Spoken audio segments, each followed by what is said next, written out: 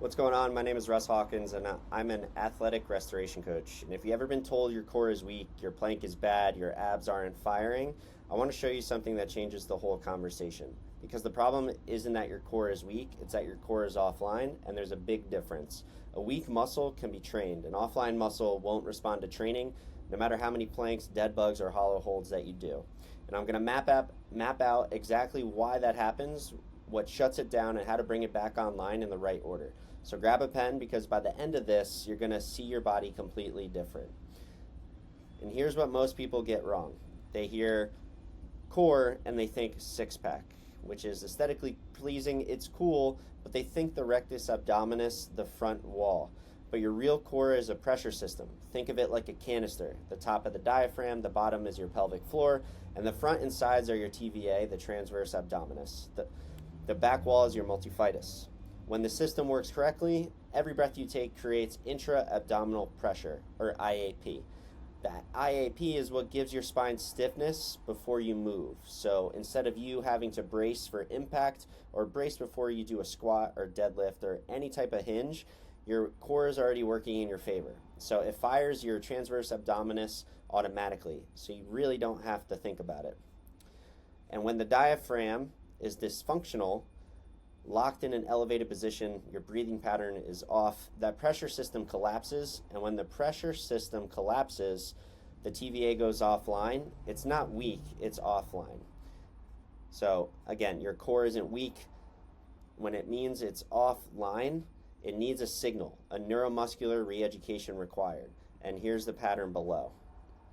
So what we find here is that when your core isn't firing, you have a reduced neural drive for fewer type 2 muscles being recruited. It reduces blood flow due to lower demand.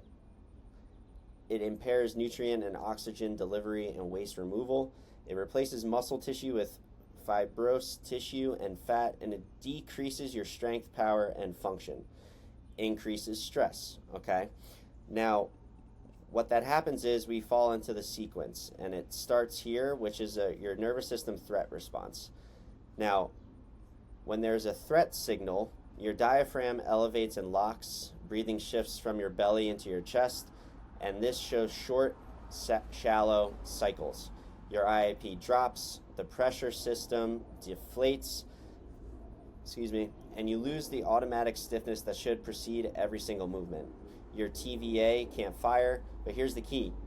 Your body doesn't just do nothing, it compensates. So what occurs then is that your QL picks up the slack, your hip flexors brace, your superficial muscles start doing the job of the deep stabilizing muscles, and it works kind of.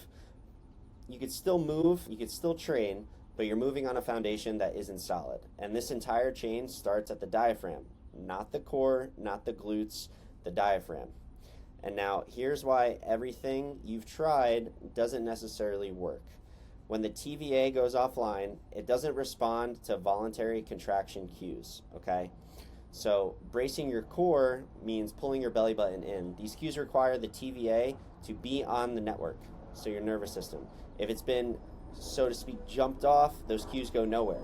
It's like turning on a light when the circuit breaker is tripped. It doesn't work. The switch works fine, the wiring is fine, but nothing really happens, okay?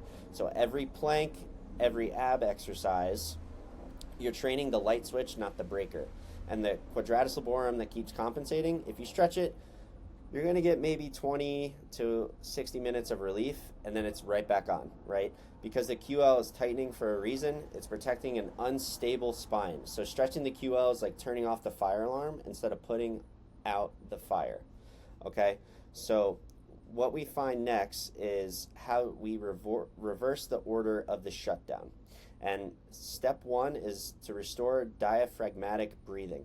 And this is the 90-90 breathing test. So in the 90-90 position, you're going to be lying on your back, knees up. You're going to fully exhale, let the rib cage drop. Inhale into the back of the rib cage for 5 minutes. That's the reset, okay?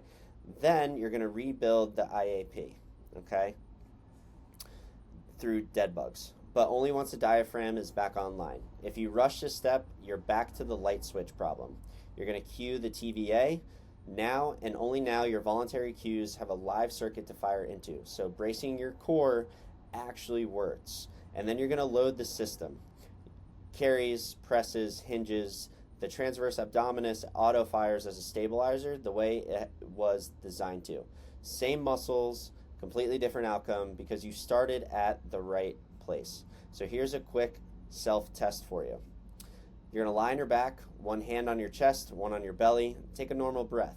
If your chest rises first, your diaphragm is not leading, your pressure system already compromised. On hands and knees, take a deep breath in. On the exhale, does your lower belly gently pull in without you forcing it? If you have to brace hard, your transverse abdominis is offline. Standing up, you're going to laterally bend to each side. If one side is significantly tighter, your QL on that side is compensating for a pressure deficit. If you failed 2 or more of those, your core is offline. It's not weak, it's offline. And that's exactly what the Restore system and the athletic restoration system that I coach about is built around. Not abs, not planks, restoring the pressure system in the right order so your body can actually train again. So if your core is offline, now you know how to bring it back. And if you're interested in one-on-one coaching, click in the link below. And not everyone is accepted. If you're looking to fix your pain and find your purpose again, click the link below and let's get started.